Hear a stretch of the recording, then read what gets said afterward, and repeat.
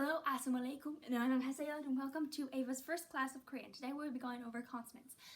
As you can see, they are over here, listed on the board in their singular form, which really means later, just means double consonant. First one is M, or the Korean M. I will not be using their official Korean name. Just works just as well with this, so it's fine. Basically just a box, as you can see. It's just a square or rectangle. And it's the M. Basically, wherever it goes, we'll be talking about a few exceptions for other letters in other episodes. This is an N. It's basically a 90-degree angle. It's the basic 90-degree angle, because when you think of a 90-degree angle, you don't think of it like this way. You just think of it this way. So it's like that. And 90, N. This is a B. It's just a square without a top and a line through it, about in the middle of it, and it's a B. And then the S. My handwriting may not be as good on the S. There's a few ways to write it. The J and the CH and the S are basically the same. For the J, you add a line on top. The CH, you add another line on top. That's littler. And if there are other ways to write it, usually in text, they are written like that, in a different way.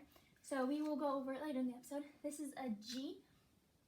It kind of sounds like a K sometimes, usually end of a word. We'll go over an example and that has that, and we'll go over that in a later episode. This is a D. It's just like part of the B without the line and just flipped around. And this is basically a square with no right side. This is a K. It's just like the G with a line through the middle of it. And then you can see the G is like the N.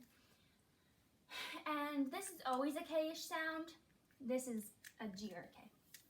This is a T. It is not used commonly. Well, it is, but it's not as common as I found as these. I don't see it as much, personally. This one has a rule, and which is worth noting in this episode. At the beginning of a sentence, a syllable or a block, it is silent because a noun comes after, a vowel comes after it. I'm sorry, a vowel comes after it, and so you have to think about that. And in the end, it's an NG sound, like an ins, like saurang, which we'll be going over later, how to spell and all that. R and L is this, and like the end of a word, a syllable, it's L. And this is a P. I'm sorry, we'll write it later again. It's kind of small, but it's not as common as others. There we go. This is an H. It's just like that, even though it does not sound like it. Don't think of them together. It's just a circle with two lines on top, like a little hat. Okay, so now we will be writing them.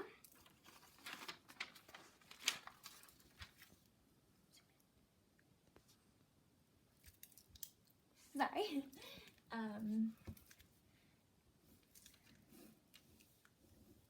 This is an M. It's kind of crooked. You would write it with me, please. See the 90-degree angle? You just go like this, like that. Very easy. B.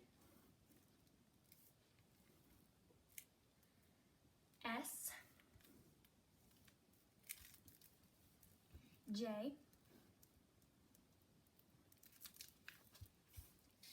CH.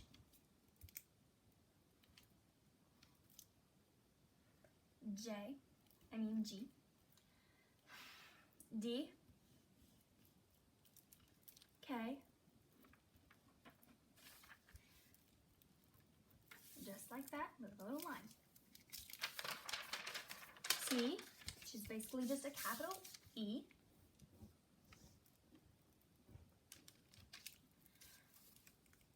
Silent consonant, or the NG. R and L. And P, which is just this. And H.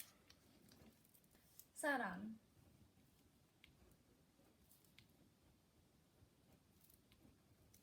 you don't know this, this is just a vowel. It's just an A or A-ish sound, so don't worry about it.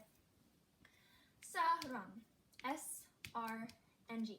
And see, this is at the end of a syllable, so it is the NG sound. This means love. It's very common. You might have heard of it. Probably have heard it before. I love you, sarang hayo. The next one is milk. It's uyu. You don't know these consonants. These vowels, but you don't know this, and this is just to show you that it's silent. This is an u. This is a u. We'll just go over how they are all made, the sounds and the vowels later. The next one is gak. I think that's how it's pronounced. It means bracket. So as you can see, this is the same letter. It's the G, right? But here it serves as a G, and here it serves as a K. So at the end of a sentence, more of a K. At the end of a syllable, it's more of like a K. At the beginning, it's more of like a G. And as you can see, the beginning, it's kind of put like that instead of just that. So if you have any sort of thing with the G at the beginning, it is written like that. So the next episode will be vowels, and the next episode will be that diphthongs, and then we will kind of go over that, maybe go over some differences between vowels that I kind of find hard, or in both. Rules, of course, special rules that we have in Korean. So yeah, I hope you enjoyed.